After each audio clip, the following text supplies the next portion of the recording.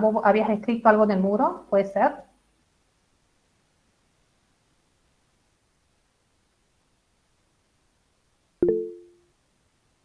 Ah, buenísimo. Eh, a ver, María Emilia Batalla creo que también. No, profe, yo no escribí nada. Ah, bueno, ahí, a ver, sin así, improvisando un poco, cuando yo hablo de poder legislativo, que es la unidad que vamos a iniciar ahora, que ustedes ya tienen recursos en el, ¿qué pasó? ¿Cuáles de las atribuciones te parece que es lo que realiza el poder legislativo?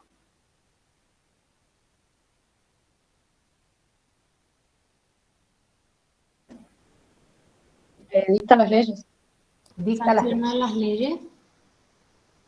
¿Cómo? Sancionar las leyes. Sancionar las leyes. Bien. ¿Qué otra atribución, a ver, Sergio Mendoza, se les ocurre que puede hacer el Congreso de la Nación, aparte de sancionar leyes?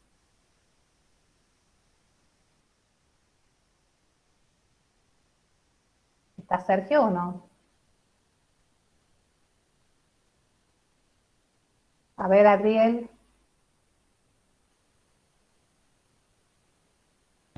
Disculpe, profe, yo no he podido leer casi nada del material. ¿Cómo? Yo no he podido leer casi nada del Bueno, material, digo.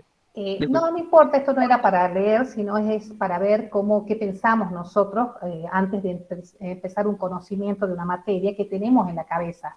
Esto es lo que se llama tormenta de ideas, a ver qué pensamos nosotros como preconcepto, digamos, de lo que es el poder legislativo. ¿Ustedes tienen a mano la Constitución? Agustina, ¿sí? Sí. Sí, profe. No, profe, pero tengo Google. Así puedo Buenísimo. buscarlo Después, el ¿sabes qué? Cuando puedas, artículo anda ahí buscando y lo la sigo. 24156, la ley. Así ya la tenemos ahí y me ayudas con eso. ¿Vale? 400, La 24.156. sí, ¿cuál? 24.156. Bueno, entonces, a ver, alguien más que se anime. A ver, Adela, Gaspar.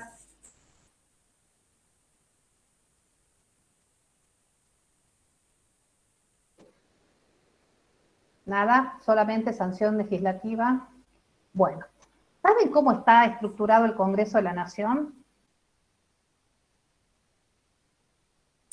Por dos cámaras, Bien. ¿Cuáles son las cámaras? una Cámara de Diputados y una Cámara de Senadores. Bien. Y esa organización, ¿cómo la podremos denominar? Sería la estructura del Poder Legislativo. Porque cuando nosotros empezamos esta parte de la Constitución, hablamos de las autoridades de la nación. Y la primera autoridad son las autoridades federales. O sea que el Estado Nacional está compuesto por tres poderes. Uno es el Poder Legislativo, el Poder Ejecutivo y el Poder Judicial. En ese orden están descritos en la Constitución. Ahora, ¿qué es el poder y qué es el Congreso? El Congreso es un órgano. ¿Y qué será un órgano? El órgano es el que tiene atribuidas funciones que son las que justamente vamos a ver hoy como funciones del Poder Legislativo. ¿En qué artículo están dispuestas las potestades básicamente o principales del Poder Legislativo? En el artículo 75. ¿Sí? Entonces, pero que ese órgano, que es un órgano constitucional, porque está creado por nuestra Constitución, es un órgano complejo, porque tiene dos cámaras, la Cámara de Diputados y la Cámara de Senadores, es un órgano deliberativo, porque en realidad se reúnen en sesiones a discutir sobre proyectos de leyes y tienen que votar si aprueban o no esos proyectos, y es pluripersonal porque está constituido por muchas personas que son los diputados y senadores. Entonces, estas características que hacen al órgano, hay que distinguir para que ya empecemos a analizar qué es órgano y cuáles son los funcionarios que integran ese órgano. Cuando vayamos avanzando en la materia, vamos a ver que todos hay un órgano que se llama Poder Legislativo en este caso, Poder Ejecutivo y Poder Judicial, y que ese órgano tiene su competencia distribuida en una serie de atribuciones, facultades, que principalmente están en una disposición particular, pero que están en otros casos dispersas en otras normas de la Constitución. ¿Quiénes ejercen la voluntad de ese órgano? Porque cuando ese órgano sanciona una ley, esa ley genera responsabilidad al Estado. Entonces, las personas que van a cumplir con la competencia que la Constitución le atribuye al Poder Legislativo es lo que va a hacer que se consolide esa voluntad legislativa en una ley. No solamente el Congreso dicta leyes, puede tener otro tipo de actos que pueden ser resoluciones o declaraciones. Ahora vamos a empezar, ustedes después en la Constitución van a tener cómo se conforma la Cámara de Diputados, cómo se conforma la Cámara de Senadores, cuáles son los requisitos para ser diputados, cuáles son los requisitos para ser senadores, que yo en ese caso, como es estructura, no lo vamos a ver. Yo quiero que vamos a la función. ¿Queda claro la diferencia entre estructura y función? Si yo, ahí les voy a aclarar un poco porque es un tema medio jurídico, pero me interesa que lo vayamos viendo porque de a poco lo vamos a ir definiendo el concepto. Si yo hablo de estructura, hablo del Poder Legislativo a través de qué órgano, el Congreso de la Nación. ¿Sí? Dentro de esa estructura tenemos dos cámaras. Dentro de esas cámaras tenemos personas que ejercen o representan la voluntad legislativa, diputados y senadores. Los diputados representan a los ciudadanos de todo el país, de cada provincia, y los senadores a las provincias en sí. Por eso hay distinta cantidad de diputados e igual cantidad de senadores, porque todas las provincias tienen igualdad de representación en la Cámara de Senadores. Ahora, cuando yo hablo de función, ya vamos a qué les suena a ustedes, a la actividad que desarrolla cada uno de los poderes. Si hablo de poder ejecutivo, a mí no se me ocurriría pensar que puede sancionar leyes. Si hablo de poder judicial, no se me ocurriría pensar que sanciona o que puede dictar decretos como lo hace el Poder Ejecutivo. Y yo atiendo solamente al tipo de órgano que emite el acto. Pero esto será así, será tan tajante que sola la función legislativa la puede cumplir el legislativo, que solo la función jurisdiccional la puede cumplir el Poder Judicial, que solo la función ejecutiva o de política, por decirlo así, lo puede hacer el Poder Ejecutivo o el Presidente de la Nación. En realidad, cuando vamos a la función, vamos a ver que en cada poder hay estos tres tipos de funciones. Lo que pasa es que una de las funciones es la preponderante. En el caso del poder legislativo, la preponderante es la función legislativa, ¿sí? Que es sancionar leyes. ¿Pero es la única función que cumple el legislativo? ¿O podrá ejercer funciones ejecutivas? ¿O podrá ejercer alguna función jurisdiccional? ¿Qué les parece a ustedes? No importa que no hayan leído, pero ¿qué les parece que en democracia, en el sistema de división de poderes, el Congreso debería realizar con respecto al poder, sobre todo al Poder Ejecutivo? ¿Quién está representado en el Congreso de la Nación? A ver qué les parece.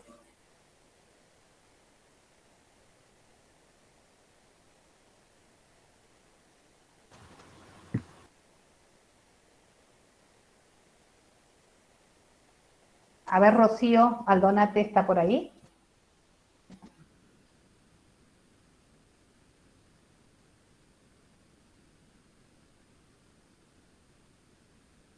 No está.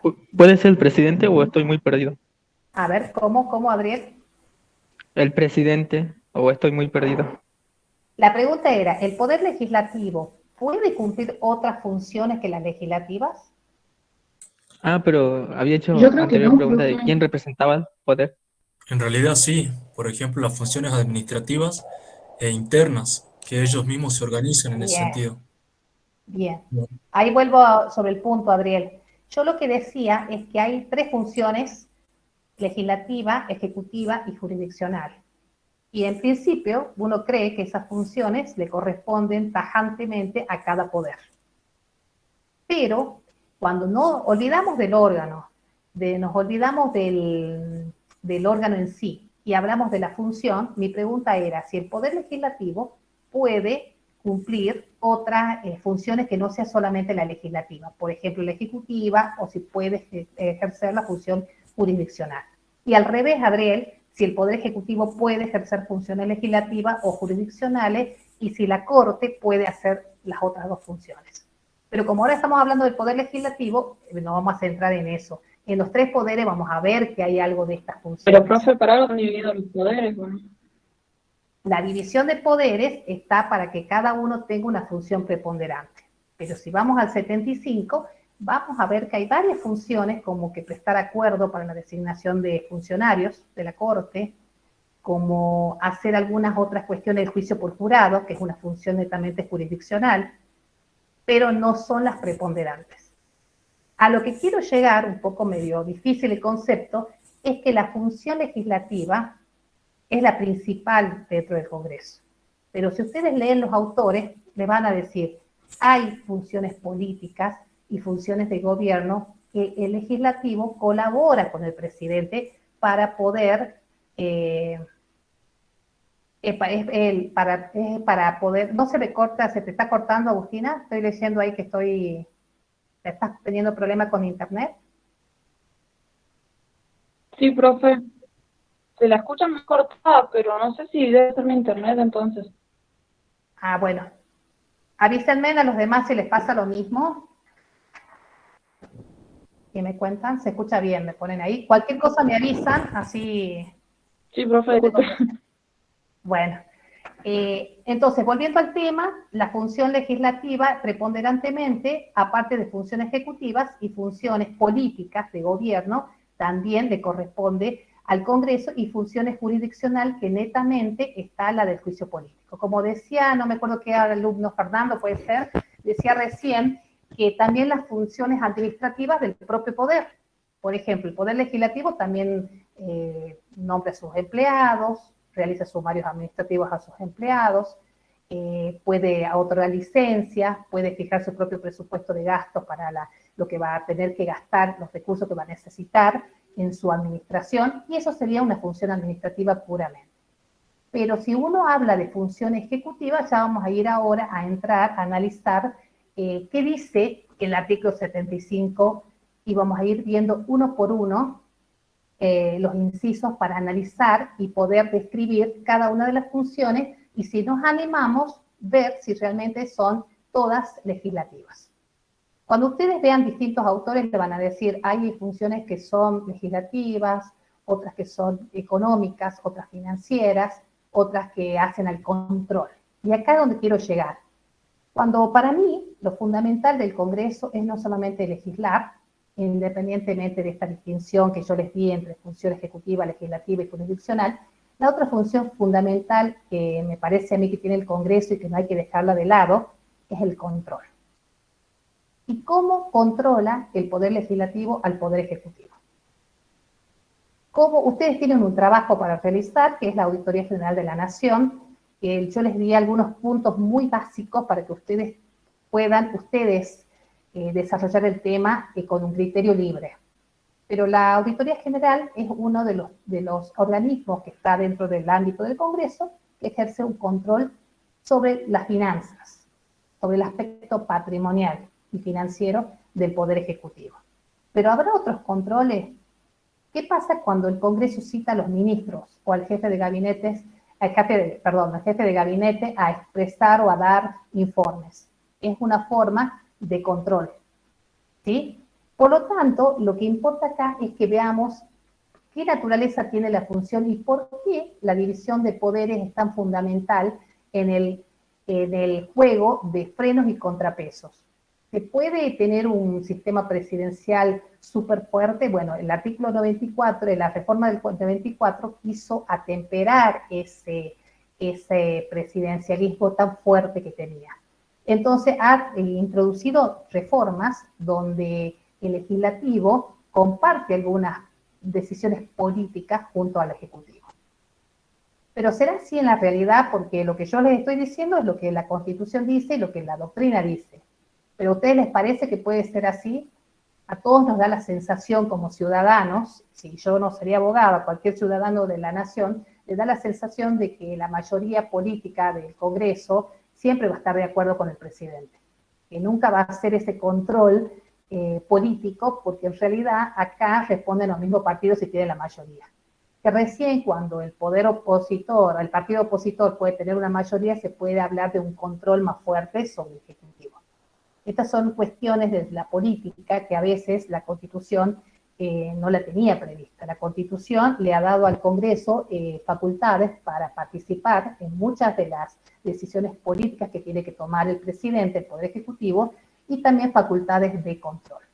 ¿Sí? Ahora vamos a ver, yo les voy a compartir ahora unas diapositivas para que empecemos a ver cada una de las que yo considero más importantes. Yo puse varias. Ahora les presento la... A ver, esta ustedes me dicen si se ve.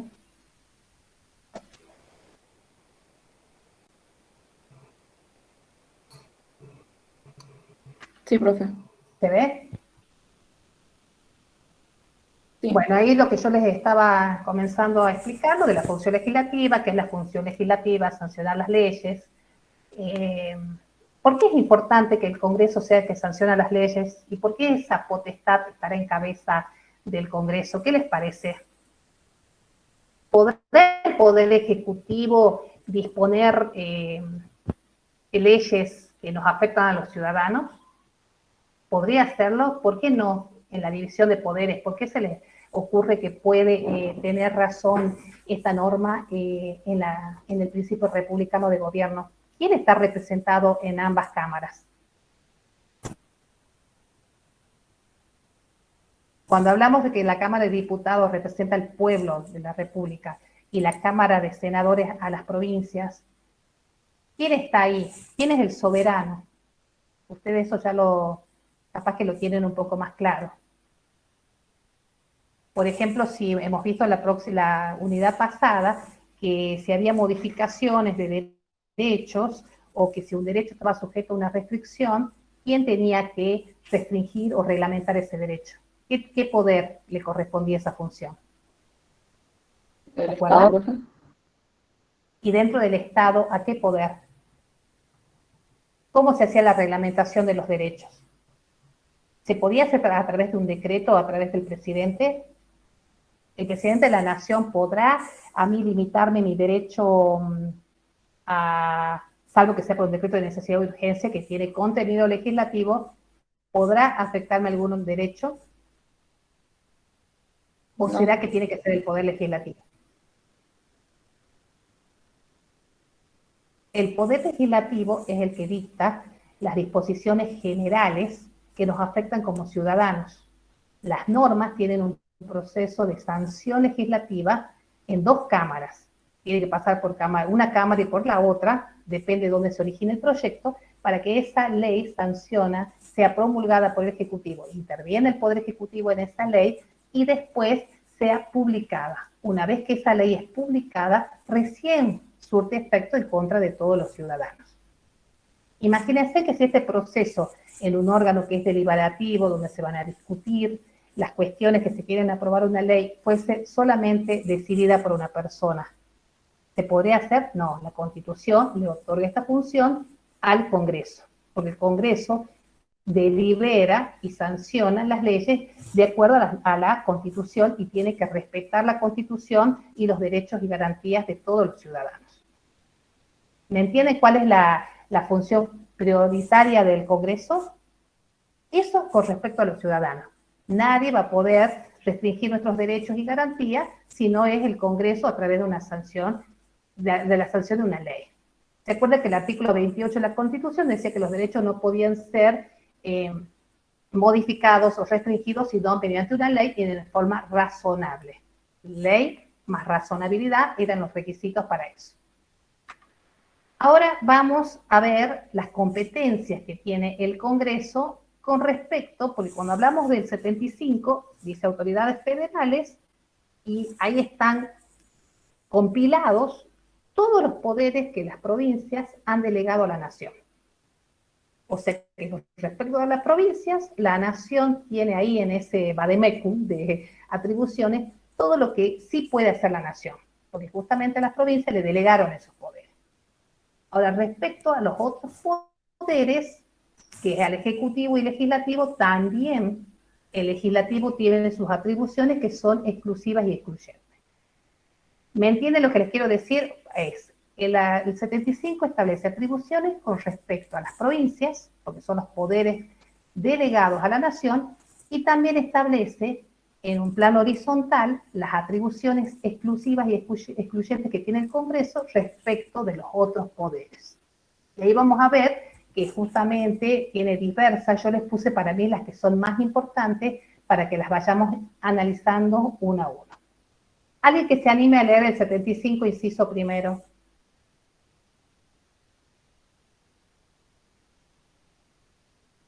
¿Tienen la Constitución por ahí? Sí, profe. A ver, Y de paso yo estaba leyendo el libro de Sarmiento García, donde decía sí, que, bueno, en el artículo 75, en el inciso 1 y 2, hablamos de competencias tributarias. bien. O sea que Leo ahí el vemos artículo. perdón que te interrumpa, que ahí legisla y que la competencia para algunos autores dice el Congreso tiene atribuciones en materia tributaria. Vamos al primero. Tributaria. Bien. Legislar en materia aduanera. Establecer los derechos de importación e exportación, los cuales, así como las evaluaciones sobre quienes recaigan, serán uniformes en toda la nación. Bien, ustedes ya han visto algo en la unidad, o hace 2 unidades, me imagino, o hace 3, en la tercera, sobre lo que es tributos. ¿Se acuerdan algo de los impuestos? ¿Qué tipo de contribuciones eran estas? Contribuciones indirectas que tenían vinculación con las importaciones y la exportación. Esta atribución es exclusiva del Congreso y exclusiva de la nación, ¿sí? Acá no intervienen las provincias. Está vinculado con el artículo 9 y 10, como dice ahí la diapositiva, pero hay autores que critican, porque dice, si bien esta competencia es legislativa, absolutamente del Congreso, ¿quién fija los aranceles aduaneros hoy por hoy? Por una delegación que les hizo el Congreso. Ni siquiera el ministro de Economía, sino la Secretaría de Economía. Más aún, a partir del Tratado de Asunción, que se fijan las pautas de aranceles aduaneros entre Argentina, Uruguay, Paraguay y Brasil a través del Mercosur, los aranceles aduaneros se hacen por acuerdo entre estos países. Con lo cual, si bien tiene la legislación el Congreso, algunos autores entienden que esta potestad está un poco limitada, ¿sí? Hay como varios códigos, por no decirlo códigos, nomencladores, sobre qué tiene cada una de la actividad o bienes o servicios que se vayan a importar o exportar, deben tributar por estos derechos, que son tanto de importación como de exportación. ¿Sí? Vamos al inciso 2, que seguimos hablando de lo que es contribuciones. A ver quién se anima a ver. Ahí es más larga la norma, lean el primer párrafo, yo lo tengo acá a mano, del 75 inciso segundo, donde ya se hablan acá de qué tipo de contribuciones. Lo de imponer contribuciones indirectas, profe, así Sí, empieza. sí. Ahí habla de Dice, contribuciones indirectas. imponer contribuciones indirectas como facultad concurrente con las provincias. Imponer contribuciones directas por tiempo determinado, proporcionalmente iguales en todo el territorio de la nación, siempre que la defensa, seguridad común y bien general del Estado lo exijan. Las contribuciones previstas en el inciso, con excepción de la parte o el total de las que tengan asignación específica, son coparticipables. Bien, ¿Sí? hasta ahí nomás leamos. Ahora yo les hago una pregunta. ¿Hay alguna excepción a esto o siempre los impuestos tienen que ser determinados mediante ley? ¿Qué les parece a ustedes? ¿Habrá alguna posibilidad de que en algún tema el Poder Ejecutivo pueda determinar por un decreto de necesidad y urgencia un impuesto? ¿Lo habrá hecho en alguna ocasión el Poder Ejecutivo, el presidente de la Nación? ¿Podrá hacerlo? Sí, pasó, ¿no, profe? ¿No fue el IVA? No, creo que no, profe. Ahí lo estoy escuchando medio mal, esperen un Sí ratito. pasó una vez, creo, profe, eso. Sí, hubo casos en que por decretos de necesidad y urgencia No lo vamos a ver los casos porque después lo van a ver ustedes cuando vean Poder Ejecutivo y van a analizar ese tema. Hubo muchos casos en que por razones de emergencia económica venían decretos de necesidad y urgencia y afectaban impuestos excepcionales. Y fueron declarados inconstitucionales por la Corte. Porque si hay una cuestión de que es atribución exclusiva y excluyente del Congreso, es determinar los impuestos. No hay, ¿y eso a quién nos garantiza? ¿Le garantiza solamente el principio republicano? No, nos garantiza a los ciudadanos. Ningún ciudadano podemos estar sometidos a un impuesto si no pasa por el Congreso de la Nación. Claro, profe. Por ejemplo, cuando vimos materia tributaria, decía Sí, que uno de los principios era la legalidad en ese sentido, que tenía que exactamente. provenir de una ley. Exactamente. Y ese requisito no debe tener excepciones. Ustedes saben que en nuestro país la emergencia genera a veces ese tipo de excepciones, pero eso no significa que haya sido convalidado. ¿Sí? Hay otra cuestión, ahí habla de contribuciones que ustedes ya lo han visto, las indirectas, que son potestades concurrentes con las provincias, y las contribuciones directas, que aún cuando son excepcionales y deberían ser por tiempo determinado, y que en rigor la nación no tiene esa potestad como algo normal, esto ya es en relación a las provincias.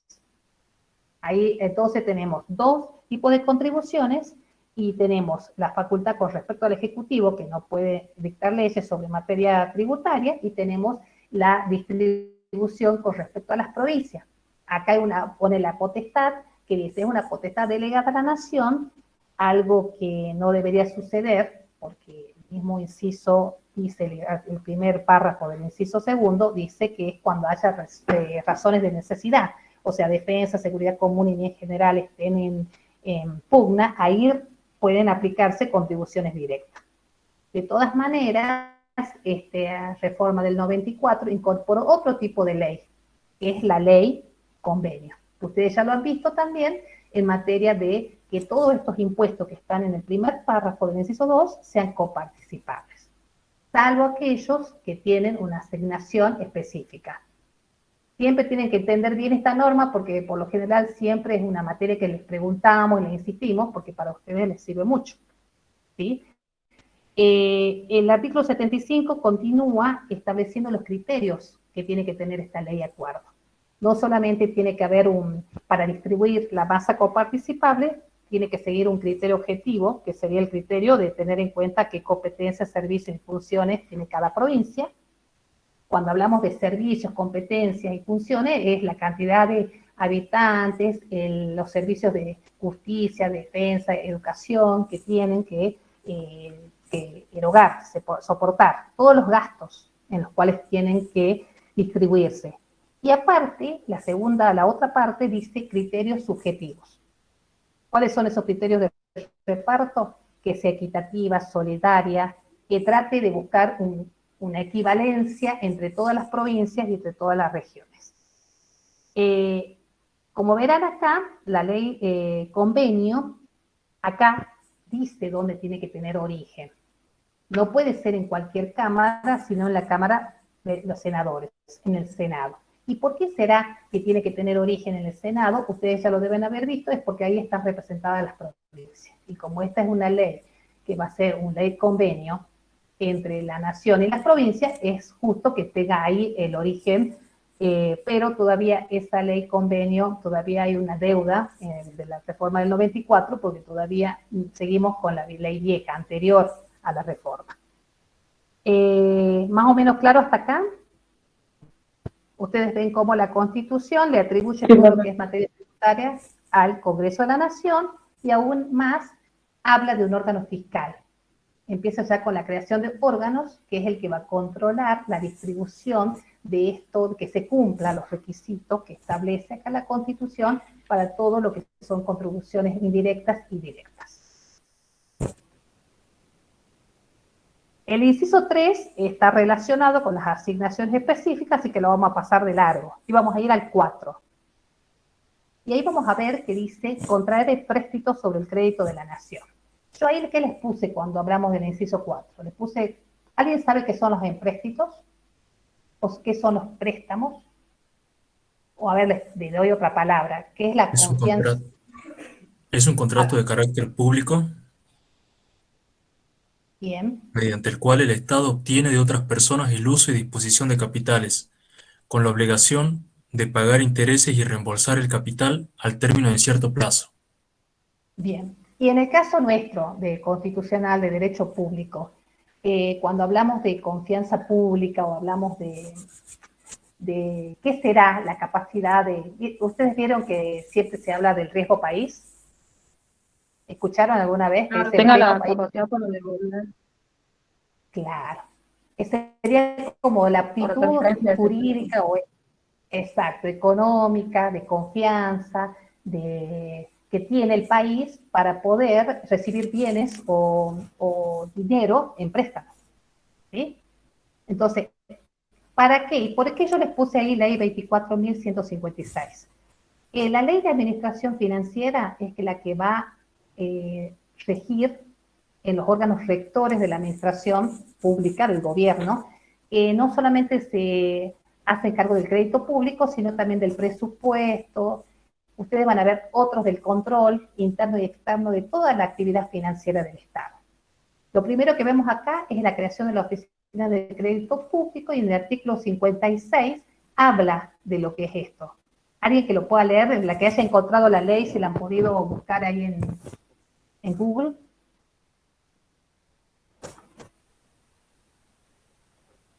Profe, el 56. El 56. Lo leo. Igual la ley está en el aula, ¿verdad? ¿Es esa? Sí. Ahí la espero. Ahí mejor así los va. Dice, A ver, ¿quién lo va a leer? en el título 3. Si quieres yo, profe, el pasa que llega tarde mi voz, entonces parece que la interrumpo. Bueno, no importa, yo te tengo paciencia y te espero. Bueno, gracias. El artículo 56 dice que el crédito público se rige por las disposiciones de esta ley, su reglamento y por las leyes que aprueben las operaciones específicas. Se entiende por crédito público la capacidad que tiene el Estado de endeudarse con el objeto de captar medios de financiamiento para realizar inversiones productivas, para atender casos de evidente necesidad nacional, para reestructurar su organización o para refinanciar sus pasivos, incluyendo los intereses respectivos. Bien. Como verán, acá sí o sí es el Congreso el que tiene que autorizar cuando el Estado se va a generar un empréstito, o sea que se va a endeudar. ¿Sí? Sí o sí tiene que haber una ley. Sí, ahí le contesto a Fernando, que dice ahí si el empréstito es el crédito público. Y sí, porque en este caso, cuando la Constitucional la contrata empréstito, nos lleva justo a este tema, que es al crédito público, al obtener crédito público. Y también está la refinanciación de la deuda, que ustedes han visto que siempre en las noticias está muy de acuerdo al tinte político que tenga cada gobierno, es si quiere o no afrontar esa deuda pública, porque algunos la entienden que es una deuda que realmente, al ser tan refinanciada en tantos intereses, es como una deuda que ataca y muchos lo ponen como que va en contra de nosotros, los ciudadanos, porque en realidad la forma de financiar los recursos puede ser a través del tributo, a través del empréstito, del crédito público, ¿sí? Pero ese crédito externo, que podemos hablar del Fondo Monetario Internacional, lo vamos a dejar de lado porque yo quiero hablar del crédito interno. ¿Qué sería el crédito interno? Cuando el Estado genera deuda porque no pagó las deudas que tenía, por ejemplo, en la provincia de Jujuy o en la Nación, hubieron dos tipos de consolidaciones públicas, que eran con respecto a deudas previsionales que se le debían a los jubilados o a deudas de otra naturaleza, por ejemplo, de proveedores o daños y perjuicios que el Estado tenía que pagar. En el año 91 se consolidaron. ¿Qué significa el pasivo consolidado? Es aquella deuda que queda ahí quieta por un tiempo determinado. En ese caso, el Congreso es el que tiene la atribución para fijar el plazo de la consolidación. ¿Qué pasó? La 23982 era la ley sancionada por el Congreso que dispuso que las deudas previsionales se iban a pagar en un plazo de 10 años, o sea, 91 hasta el 2001. Y las deudas vencidas hasta el año 91, que eran de otra naturaleza, que no eran previsionales, se iban a pagar en el plazo de 16 años. Entonces esa es deuda consolidada. Ahora, ¿qué pasó? ¿Qué pasó con él? Porque les quiero plantear el tema para que veamos cómo la atribución del Congreso es exclusiva en esta materia. Cuando hubo un juicio de Casdor, una empresa que había accionado por daños y perjuicios contra la provincia de Jujuy y ganado una sentencia. Esa sentencia fue consolidada por 16 años. Cuando Casdor demanda a la provincia en la Corte, porque como Casdor no tenía domicilio en Jujuy, van a la Corte Suprema de la Nación, resulta que la Corte entiende que Jujuy no cumplía con la legislación que había establecido el Congreso de la Nación para pagar la deuda del Estado. ¿Qué decía? ¿Cuáles eran las condiciones que tenía, que había fijado la ley 23.982? Era que uno puede consolidar la deuda, pero emitiendo títulos públicos. La provincia no los había hecho. Pero esos títulos públicos tienen que cotizar en bolsa, tienen que tener una serie de interés, que es el interés nominal, el interés técnico, y Jujuy no ofrecía esos títulos. Si bien Jujuy después sacó unos Bocodepro, que se llamaban en los títulos públicos para enfrentar esas deudas, la Corte entendía que esos Bocodepro no cumplían con los requisitos de la ley. Entonces acá también les quiero poner en evidencia que el Congreso de la Nación eso es el único que regula todo lo que es deuda pública, aún cuando sea la del Estado provincial. ¿Y saben por qué? Porque todo lo que es inciso 12, que es legislación de obligaciones, que ya vamos a llegar a esa norma, es competencia del Congreso de la Nación. ¿Sí? Entonces, como Jujuy no cumplió con la normativa, por más que las normas de Jujuy decían que tenían títulos públicos, pero esos títulos públicos no tenían el requisito de la cotización en bolsa y demás requisitos que exigía la ley, Casdor pudo cobrar su crédito antes de los 16 años y embargando recursos de la coparticipación, con un embargo sobre todo el monto total. Entonces, es importante entender que en materia de deudas, el Congreso va a establecer las disposiciones para pagar esta deuda y lo tiene que hacer sí o sí por una ley, y que en este caso de Casdor, a pesar de que era una cuestión local de Jujuy, se impuso la ley del Congreso de la Nación en virtud de que es facultad por el 75 inciso 12 de la Nación establecer todo lo que va a ser pago de deudas, como ya vamos a ver dónde está previsto, en qué código, en el Código Civil. ¿Sí? Así que por eso ahí yo les puse lo de la Oficina de Crédito Público y esa ley que para ustedes va a ser importante empezar a mirarla, que es la ley 2456, y el caso Casdor, que también se lo subí como recurso en el aula. Ahora vamos a ver qué otras facultades o qué otras atribuciones tiene el Poder Legislativo. Y acá yo les puse varias, para que ustedes después vean, dice arreglar el pago de la deuda pública, que ya lo vimos, fijar el presupuesto anual de gastos y recursos. Vamos a esta. ¿Por qué es importante? Alguien que lea el inciso 8 del artículo 75. A ver, ¿quién se anima? Profe, yo lo puedo leer. Dale. Fijar anualmente, conforme a las pautas establecidas en el tercer párrafo del inciso 2 de este artículo, el presupuesto general de gastos y cálculos de recursos en la Administración Nacional, en base al Programa General de Gobierno y al Plan de Inversiones Públicas, y aprobar o desechar la cuenta de inversión. Bueno, acá también hay una cuestión con respecto al presupuesto. ¿Quién se les ocurre que presenta el proyecto de ley de presupuesto? Es anual, donde se van a describir todos los gastos que el Estado va a tener en ese año y todos los recursos con los cuales va a contar para afrontar todos esos gastos. Esos gastos incluyen inversiones, porque se habla del programa de gobierno, y también tiene los gastos que son ordinarios para poder subsistir, y también tiene el pago de la deuda pública. ¿Ven cómo ahí ya el Congreso no solamente legisla, sino también controla? Porque ustedes vean que todo este plan de gobierno que en principio lo tiene que realizar el Ejecutivo, porque él es el que pone en marcha, hace rutas, hace obras públicas, prevé partidas para salud, para justicia, para seguridad, pero sin embargo, esa exige el artículo 75 una ley que apruebe. En realidad el artículo 18 dice fijar, pero se habla es una ley, se hace a través de una ley que sanciona el presupuesto. Entonces ahí ya empieza una pauta de control. Por eso yo le decía, es una función que se ejerce, si bien a través de la legislación, pero es que se está controlando.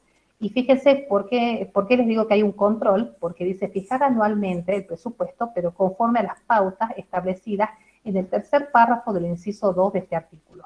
Y el tercer párrafo del inciso 2 es cómo van a ser las pautas, los criterios que se van a tener en cuenta, que son equitativos, solidarios y dará prioridad al logro de un grado equivalente de desarrollo, calidad de vida e igualdad de oportunidades en todo el territorio de la nación.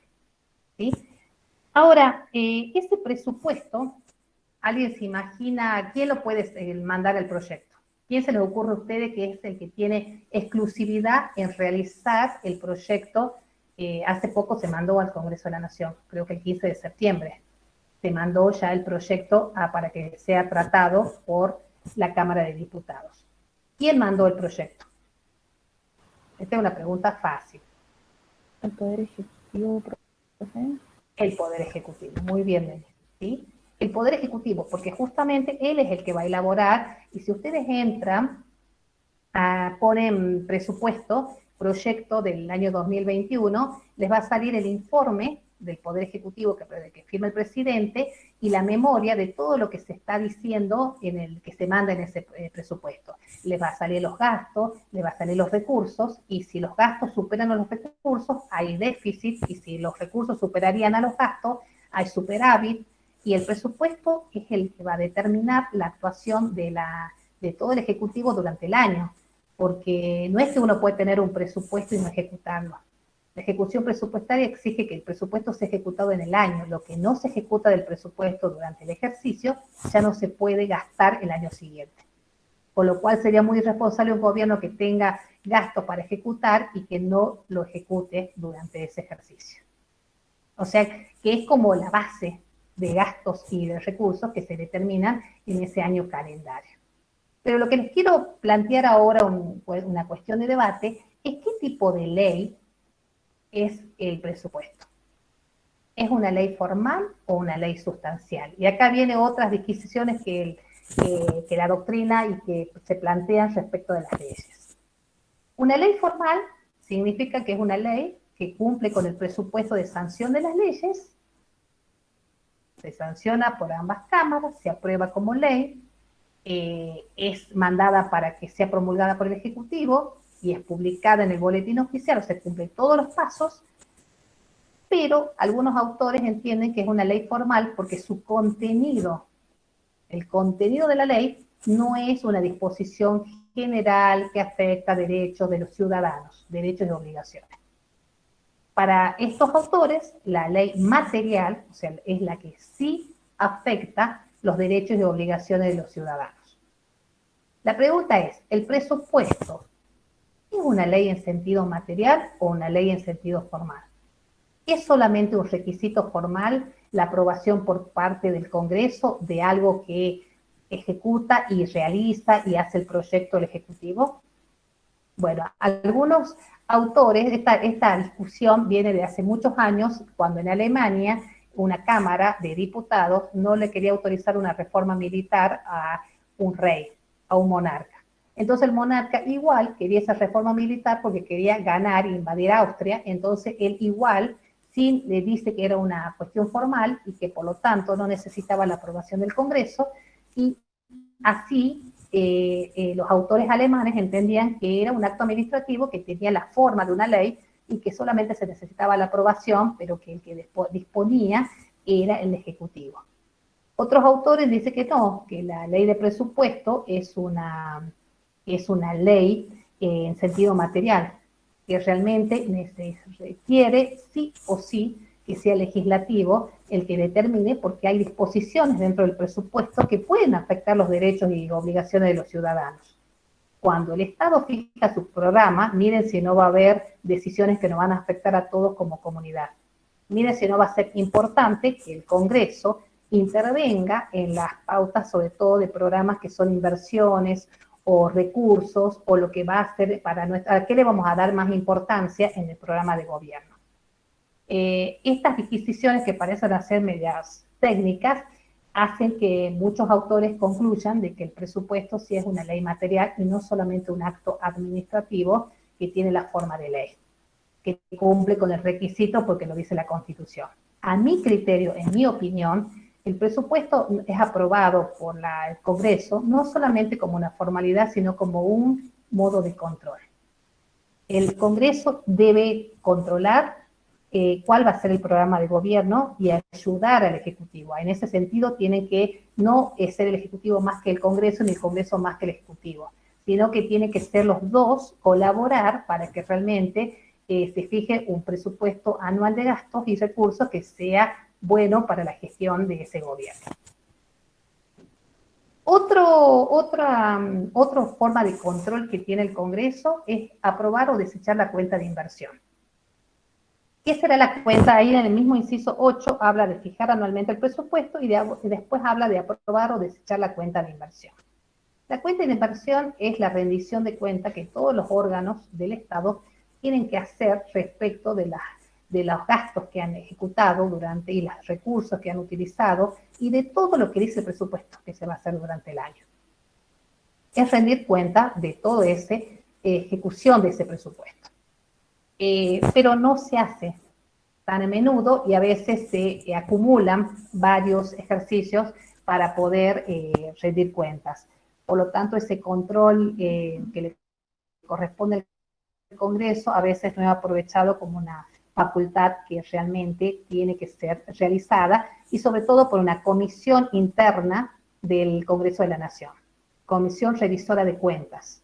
Cuando ustedes vean la AGN, van a ver qué tipo de control ejecuta la AGN. En algún grupo, ya he visto en algún foro que han estado ahí distribuyéndose algunos temas, donde el profe Sala le hablaba de la diferencia que hay entre la AGN y el Tribunal de Cuentas de la provincia. Porque antes de la Auditoría General de la Nación, que depende ahora del Congreso y de la reforma del 94, había un Tribunal de Cuentas de la Nación que es el que controlaba ante quién se tenían que realizar todas las rendiciones de cuentas. ¿Sí? Bueno, eso ya lo van a ver con mayor profundidad cuando vean la AGN.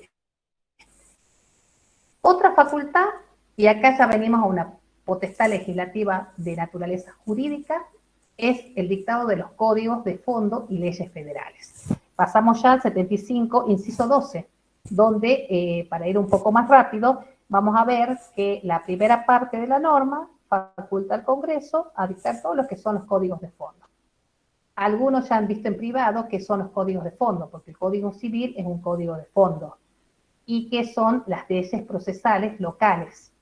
Acá la distinción es, para hacerla más breve, todos los códigos de fondo se unifica porque se busca la unidad nacional, porque es un país federal y no una confederación como Estados Unidos, por lo tanto, donde cada estado tiene sus propios códigos, acá no. Es una potestad delegada a la nación por todas las provincias, que la nación va a dictar los códigos civil, comercial, penal, de minería, de trabajo, seguridad social, y que la aplicación de esas normativas la van a realizar las autoridades provinciales. ¿Qué significa? Que toda esa norma civil o esas normas penales la van a aplicar, depende de la jurisdicción donde se haya tenido lugar, ya sea el delito o donde esté firmado un contrato, por ejemplo. Si es en Jujuy, van a ser las autoridades provinciales del Poder Judicial de Jujuy. Y si es en Tucumán, de Tucumán. Pero la legislación de fondo es potestad de la nación.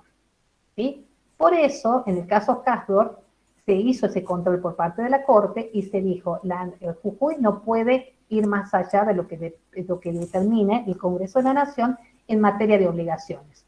¿Y dónde están las obligaciones le corresponde al Congreso porque es materia de Código Civil. Todo lo que es pago de deudas es un código de fondo. Las leyes federales, al contrario, son las leyes que se aplican solamente a toda la nación y que son dictadas por el Congreso y aplicadas por los tribunales nacionales.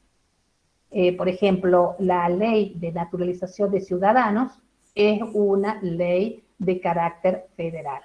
La ley de quiebras, que está ahí como enunciada en la segunda parte del artículo del inciso 12, no es una ley federal, está mal ubicada, todos los autores lo critican esta disposición porque en realidad la ley de quiebras la aplica cada provincia a través de sus poderes judiciales. Así que ahí esa no. Y hay otra ley que es de derecho común y que sin embargo se la considera como ley federal y la aplica el juzgado federal, que son las leyes de jubilaciones y pensiones, que algunos autores entienden que eso es también derecho común y que sin embargo hasta ahora se la considera como ley federal, porque ustedes, yo ahí en ese tengo mi criterio, todo lo que son jubilaciones y pensiones de la provincia han sido transferidas a la nación y que las aplican los juzgados federales porque el organismo que otorga las pensiones y jubilaciones es la ANSES, y la ANSES es un organismo nacional, y como tal, entonces, la competencia es del juzgado federal. De todas maneras, hay algunos autores que entienden que esto es derecho común y que debería, no ley federal, ¿sí? ¿Alguna duda hay con respecto a las normas jurídicas, a los códigos de fondo y leyes federales? ¿Alguna duda? ¿Algo hasta ahí que quieran? No, profe. Hasta ahora, ¿qué facultades son las que más les parecen más importantes? Y ya pasamos a ver las otras, que quiero ver la cláusula de prosperidad. El presupuesto seguro. Sí. Y a ustedes les importa mucho, les pido que pongan atención a la 24.156, porque un órgano rector de esa ley es justamente la dirección de presupuesto. La otra, en el caso de los empréstitos, de la Oficina de Crédito Público, y acá la Dirección de Presupuesto, que es la justamente encargada del Poder Ejecutivo de elaborar el presupuesto de gasto y recursos. ¿Sí? Entonces, y de ejecutar el presupuesto. Es fundamental. Ahora vamos a ver qué otra, vamos a seguir la...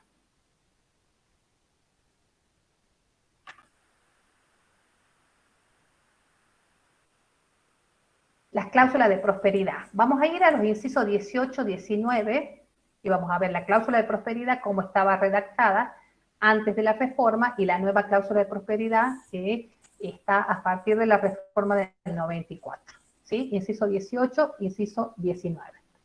¿Alguien que se anima a leerla? No me animo a nombrar a alguien, a ver si...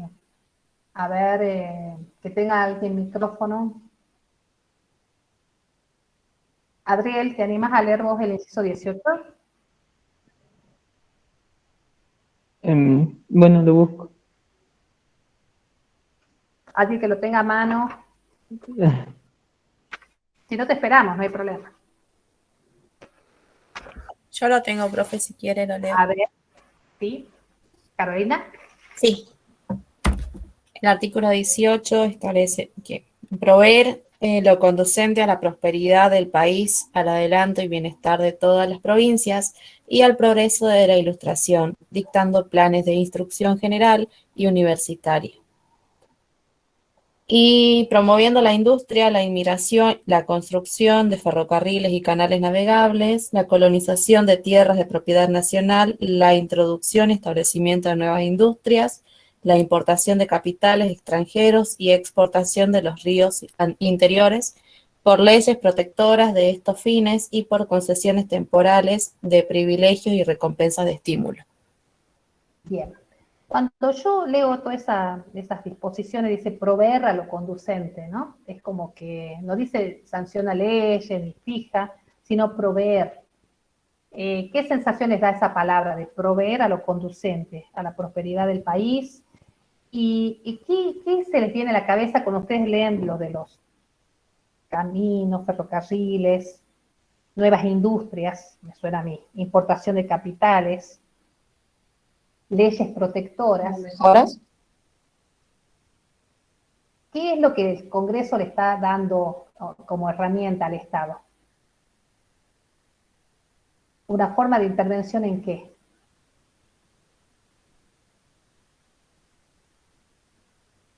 ¿No sería una manera de intervenir en la economía del Estado? Buscar en la prosperidad del país, ¿sí? El desarrollo económico, el bienestar de todas las provincias, y apunta más a una cuestión regional, ¿no? Promoviendo la industria. Hay una intervención del Estado en la economía que la propia Constitución lo dispone. ¿Sí? Por eso es cláusula de prosperidad. ¿Qué se busca con todo eso? Es tratar de que haya no solamente, ahí se incluye algo de la educación, ¿sí? Planes de estudio, dice planes de instrucción general y universitaria, promoviendo la inmigración, que ustedes saben que este país siempre ha sido proclive a la inmigración para justamente generar nuevas explotaciones agrícolas, la población y la introducción de nuevas formas de producir. Colonización de tierras habla. O sea que esta normativa, cuando habla, por eso los doctrinarios la denominan cláusula de prosperidad, porque hace a la intervención en la economía por parte del Estado para una mejora económica de todo el país. ¿Sí? Cuando vamos a la nueva cláusula de prosperidad, quiero que la lea alguien y le ponga la atención todos ustedes a ver qué dice ahí, el inciso 19, en esta nueva cláusula de prosperidad. Proveer lo conducente al desarrollo humano, al progreso económico con justicia social, a la productividad de la economía nacional, a la generación de empleo, a la formación profesional de los trabajadores, a la defensa del valor de la moneda, a la investigación y el desarrollo científico y tecnológico, su difusión y aprovechamiento. Hasta ahí no más, no avancemos más. ¿Qué ven de ustedes de diferente entre el inciso 18 y este primer párrafo, antes que sigamos viendo los otros, del 19? ¿Qué se les ocurre ahí? A ver si alguien se anima. Miren 2 veces y 3 veces lo que sea necesario este inciso 18 y vean el inciso 19 en el primer párrafo. ¿Qué se busca en uno y en otro? En el 19 busca más el desarrollo de la persona, como dice, el desarrollo humano. ¿Cuál sería el abastecer, Abigail, la economía? Pero mirado hacia quién, hacia la persona. Exacto. ¿Sí? Porque vos ves que en el 18, en la primera cláusula de prosperidad, habla de el progreso de la economía general, digamos, de las provincias, pero ya en el 19 le ponen un acento en el ciudadano, en la persona humana. ¿Y qué se busca? Si yo hoy les pregunto a ustedes qué consideran como desarrollo humano de la persona, ¿es desarrollarse solamente en lo económico o habrá otro tipo de desarrollo? Educativo, cultural, psicológico, familiar, o sea, un aspecto más integral de la persona y no solamente el aspecto económico.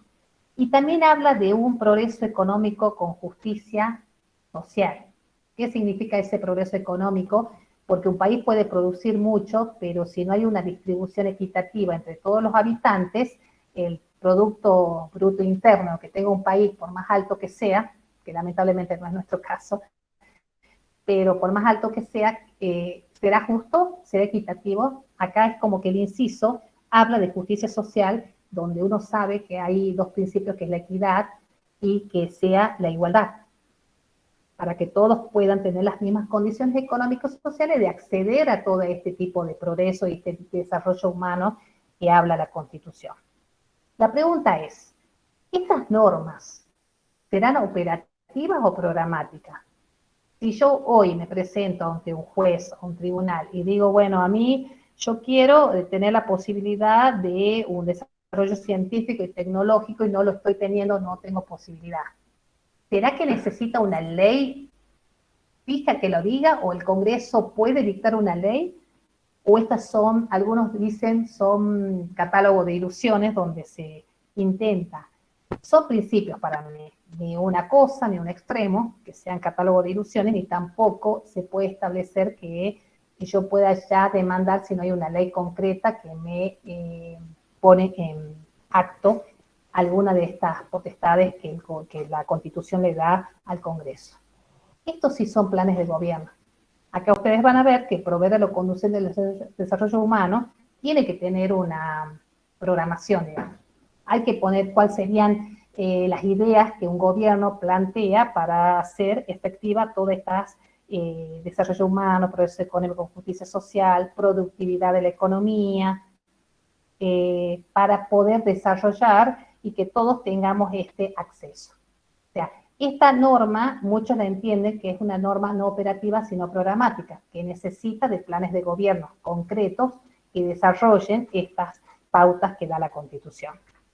Acá hay una cuestión también que habla de la defensa del valor de la moneda, que hay leyes ya que dictó el Congreso sobre cómo se va a tener en cuenta el valor de la moneda.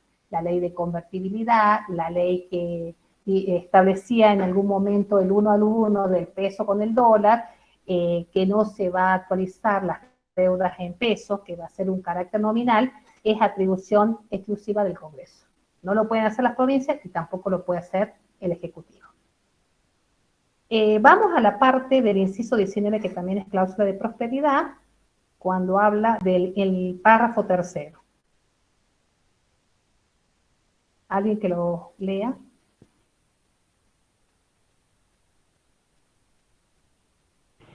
¿Dónde, profe? El párrafo tercero del inciso 19.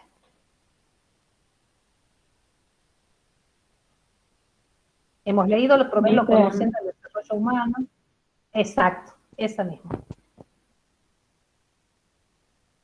Sancionar leyes de organización y de base de la educación que consoliden la unidad nacional respetando las particularidades provinciales y locales, que aseguren la responsabilidad indelegable del Estado, la participación de la familia y la sociedad, la promoción de los valores democráticos y la igualdad de oportunidades y posibilidades sin discriminación alguna. Garantizan los principios de gratuidad y equidad de la educación pública estatal y la autonomía y autarquía de las universidades nacionales. Hasta ahí nomás. Acá sí. Este párrafo, hasta ahí nomás. Habla todo de la educación. ¿Sí? El inciso 18 hablaba de planes de instrucción general y universitaria, pero acá ya va más allá. Y ahí, acá introduce valores, como la familia en la educación, que la educación es responsabilidad indelegable del Estado. ¿Sí? Puede haber universidades privadas, pero lo que el Estado no puede es delegar la obligación que tiene de promover a la educación de todos los habitantes. Y habla de igualdad de oportunidades para todos. Y la gratuidad y la equidad como principios fundamentales de la educación pública. ¿Sí? Y hay algo más importante también que dice con respecto a las universidades. ¿Cómo son las universidades?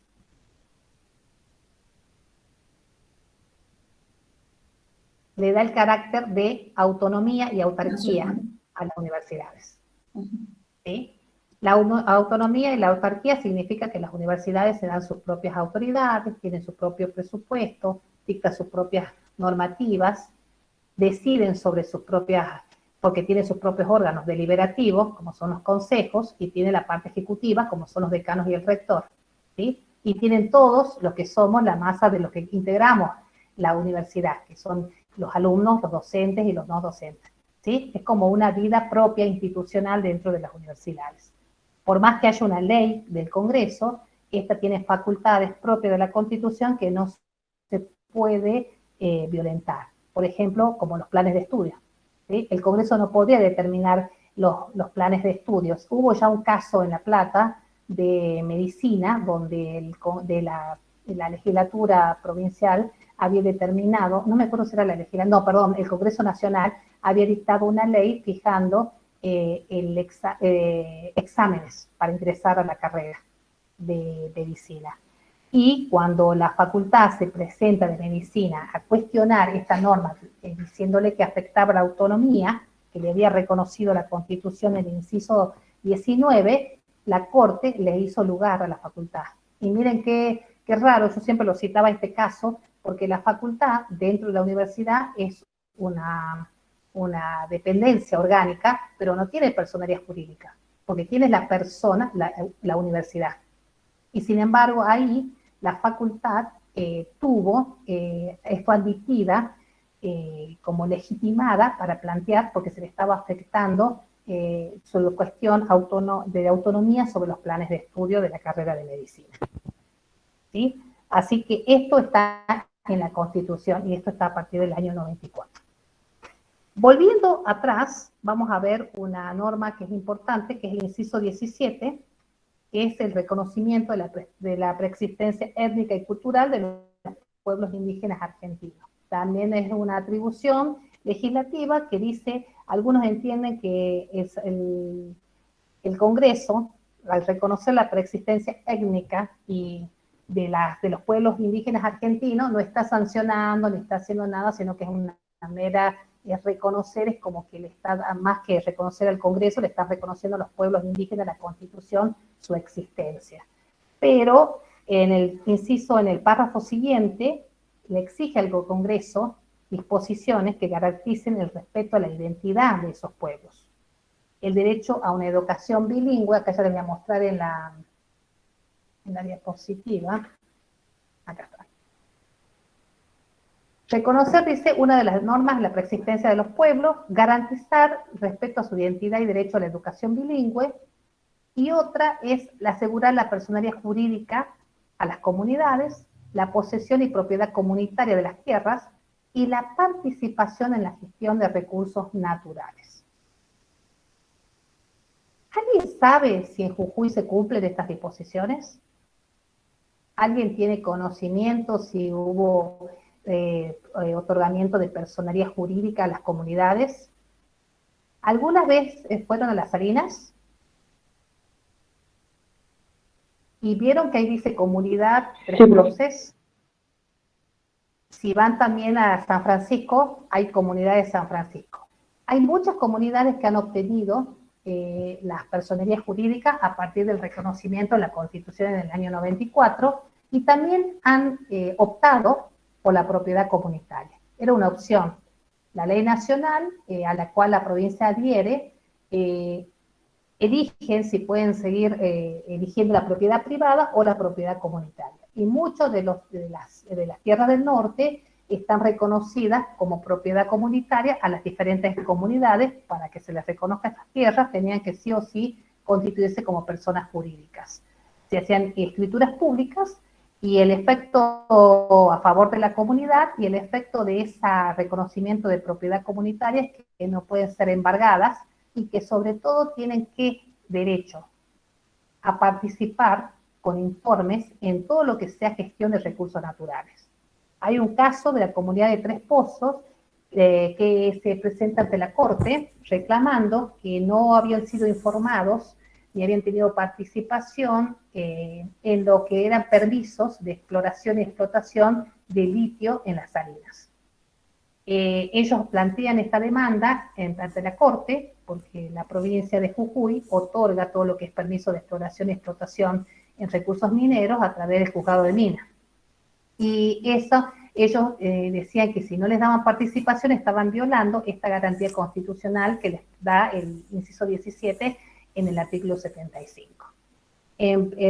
Fue muy conocido el caso, hace unos cuantos años ya, porque la Corte llama a una audiencia pública, donde fueron todos los representantes de Jujuy y también los representantes de la comunidad con sus abogados y todas las personas que quieran intervenir y hablar sobre el tema, donde la Corte escuchó a las partes en una audiencia que está en internet. Si ustedes ponen audiencia pública en la Corte de Comunidad de Tres Pozos, sale esa audiencia, pero la Corte terminó diciendo que la comunidad no probó que realmente hubiese existido una vulneración al derecho que le tocaba de participar y ser informado de esos permisos. Entonces, como la Corte entendió que no había un caso concreto, en realidad lo que significa es que no hubo un agravio concreto, que no se había vulnerado de ninguna forma ese derecho que tenía la comunidad, rechazó el amparo. Pero llegó a la Corte porque es una cuestión federal. Y la Corte es la única que va a resolver en todo lo que es materia federal. ¿Sí? Nos queda un solo inciso, que sería hay varios más. Yo les puse los más importantes que a mí me parecía, que es el inciso 32, que habla de todas las leyes y reglamentos que sean convenientes realizar para el Congreso para poder poner en ejecución los poderes antecedentes. De poderes antecedentes y todos los otros que sean concedidos por la presente Constitución al Gobierno de la Nación Argentina. Esto es importante destacar porque el único poder que tiene poderes implícitos, que sería el inciso 32, es el poder legislativo. Ningún otro poder se le ha dado una atribución de poder dictar todo eso o hacer uso de todos esos poderes y leyes y reglamentos que le sirva al Congreso para poder ejecutar los poderes del gobierno nacional. Muchos autores entienden que dentro de este inciso se encuentran las denominadas facultades de investigación que tiene el Congreso. Si el Congreso quiere investigar si hay alguna vulneración, alguna potestad legislativa, alguna facultad que tiene de control, muchos dicen que acá está prevista las investigaciones. Otros autores dicen que el Congreso no puede realizar investigaciones cuando se violenten las garantías del artículo 18. Ustedes saben que nadie puede ser sujeto a una investigación si no se reconocen las garantías de la defensa en juicio y si se violentan las facultades que tiene el Poder Judicial. El único poder con facultades para poder investigar, para poder sobre actos o de las personas, es el Poder Judicial.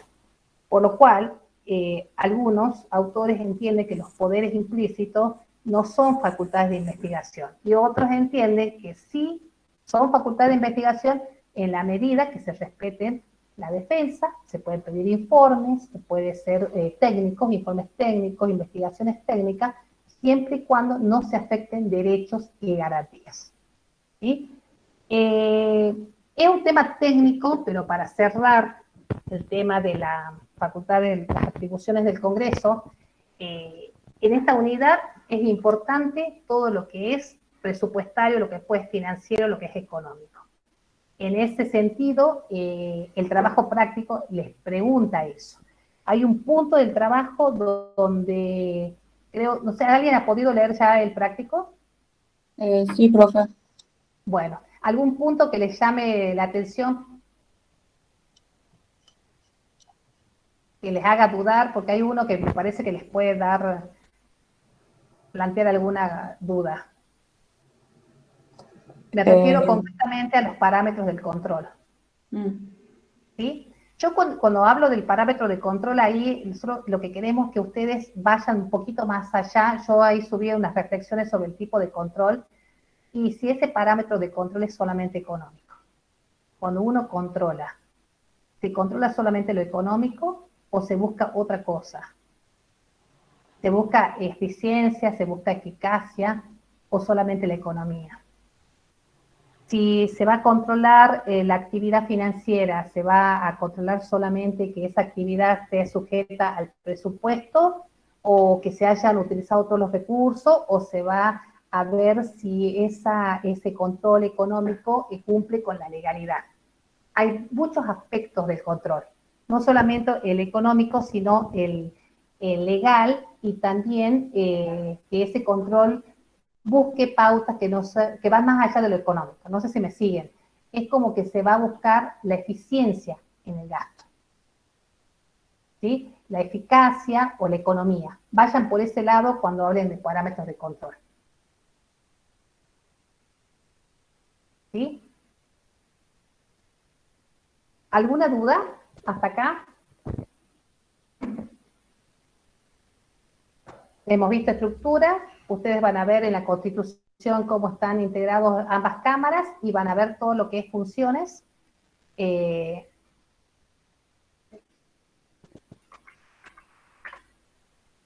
lo que no toqué yo el tema es del juicio político.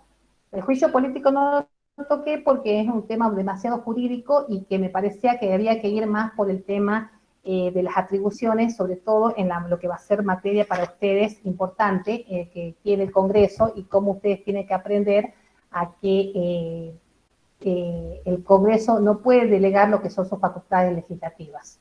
Eso va a ser un tema que también lo vamos a ver con el Poder Ejecutivo, porque el artículo 76 prohíbe al Congreso delegar su facultad legislativa. Y este artículo 76 lo dice expresamente, pero autoriza una excepción. No se puede delegar las facultades legislativas, salvo en dos temas: cuando haya emergencia o cuando se trate de temas de administración. Y siempre que haya un plazo fijado para ese ejercicio de esa potestad, de esa delegación, y dentro de las bases de delegación que el Congreso establezca. ¿Por qué pasa esto? Porque hubo muchas leyes de emergencia en la nación, y la ley de emergencia, cuando se dicta una ley de emergencia como la 25.561, el Congreso establece las bases para que el Ejecutivo pueda complementar esas leyes. Entonces, la delegación legislativa va a ser admitida siempre cuando sea en materia de emergencia o de administración, ninguna otra. Antes había materias de delegación que se habían hecho y habían sido admitidas por la Corte, pero ahora se prohíbe y se deja solamente esas dos excepciones. Por eso que yo les digo que el Poder Legislativo no puede delegar su facultad legislativa, solamente en los casos que establece el artículo 76. Profe, Bueno, chicos, sí. perdón, una pregunta rápido. Sobre la normativa de la AGN, es básicamente la administración pública, ¿verdad? Y ahí podemos hablar sobre todas las funciones que tiene o lo que regula. Ahí hay que hablar del artículo 85 de la Constitución y de la ley que está justamente la 24.156, que habla después de los órganos rectores, habla de los sistemas de control. Y habla del control de interno, que ese no nos interesa, y hay que pasar al control externo. ¿Sí? Ahí ustedes van a ver que esta ley es 2 años anteriores a la 94. Entonces, si ustedes leen sobre la AGN, van a ver sobre todo qué se busca con el control y qué le viene a sumar la Constitución a esa auditoría general. La idea, no me importa si no lo comparan con el Tribunal de Cuentas, la idea es que ustedes vean y vayan al fondo de lo que hace la AGN, no técnico, sino que busca. Por eso yo les puse criterio libre, pero traten de no transcribir la ley. Lo que me interesa es que ustedes vean, a ver, ¿qué aspecto de la administración controla? Controla estos órganos de la administración. Miren, la Corte no está dentro de los órganos controlados, sin embargo, la Corte voluntariamente se somete al control. ¿Sí? Hay noticias que dicen, bueno, acá queremos que nos controlen, pero ahora en la ley, ¿a quiénes controla? ¿Qué controla? ¿Qué aspectos? ¿Solamente lo financiero? ¿Solamente lo patrimonial? ¿Solamente lo económico? ¿Se puede controlar también lo legal? ¿Se puede controlar la gestión? ¿Se controla antes del gasto o después del gasto? Todo eso, esas cuestiones es para que ustedes la analicen desde un tema, a ver, no me importa que lo comparen o no, sino que no sea una mera transcripción de la legislación. ¿Qué se busca con el control? ¿Alguien se puso a pensar en esta materia qué se busca con el control? ¿Será un control de meros números o será un control de evitar qué? Ahí es donde va. Exacto. Ahí es donde tiene que ir el parámetro, digamos. Le tienen que dar una mirada más amplia. Espero, bueno, para eso está el foro, traten de ahí discutir, porque nosotros podemos ir más o menos ir guiándolos. Yo le puse un solo documento, que es Reflexiones sobre el control, pero hay otros, pueden buscar, que son interesantes, o algunos autores que hablan sobre la AGN y ven si realmente el control que hace, la opinión final que yo les pido es si les parece que el control es efectivo o no efectivo. ¿Sí? ¿Alguna otra duda, alguna pregunta? Algo que les haya quedado medio aburrido este tema, ¿no? Es que el Congreso, bueno, es así que vamos a hacer.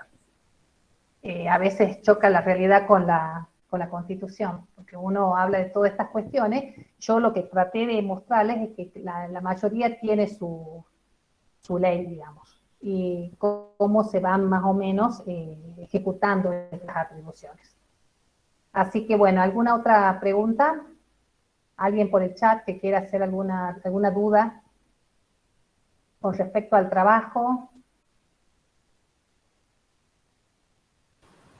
¿Ninguna? Bueno, Profe, ¿sí? tengo una duda, pero es con respecto al parcial, si hay alguna fecha. Sí, hay una fecha, pero no me acuerdo cuándo. Ya vamos a poner, si hay un parcial, que es el primero, y el segundo va a ser un trabajo grupal. ¿Sí? Para los chicos que están dentro de la promoción, el primero va a ser un parcial, digamos, más conservador, y el segundo va a ser un trabajo grupal que va a ser más fácil para ustedes. Va, o no, no sé. No sé si les gusta trabajar en grupo, me parece que más o menos, ¿no? ¿Le está Por ahí costando? está bueno, profe. Tiene sus pros y sus contras. Sí, Pero por suerte, si el grupo se pone las pilas, está bueno, sí sirve. sí, aparte la idea es que el aprendizaje sea así, ¿no? Que no sea solamente copiar y pegar, sino a ver si por lo menos en el debate sirve. Claro. Sirve para que, ya que esta materia es un poco medio aburrida para ustedes en algún sentido, en algunos temas, tratar de que esa forma el aprendizaje sea un poco más ameno. ¿Sí? Bueno, entonces hasta acá llegamos con esta unidad y nos seguimos comunicando en el chat, en el foro, para que cualquier duda que tengan, a disposición. Bueno, profe, muchas gracias, ¿no? ¿Sí? Bueno, que Buenas anden bien. noches. Chao, chao. Hasta luego. Adiós. Hasta luego, profe. Chao, chao.